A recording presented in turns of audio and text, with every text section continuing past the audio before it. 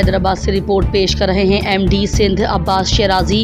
हैदराबाद के मौजिज़ शख्सियत आसिफ शेख के मुताबिक हैदराबाद में अनोखी वारदात। शहरी एक शख्स को मलंग बाबा समझकर वीडियो बनाता रहा और मलंग बाबा हैदर चौक पे वाक़ अल-फजर डेयरी के बाहर से शहरी की मोटरसाइकिल लेकर रफू चक्कर हो गया।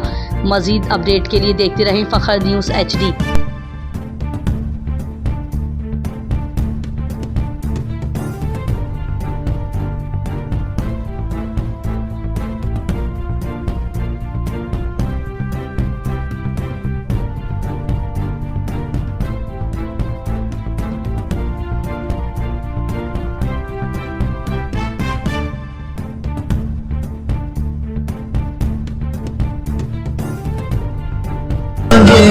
सब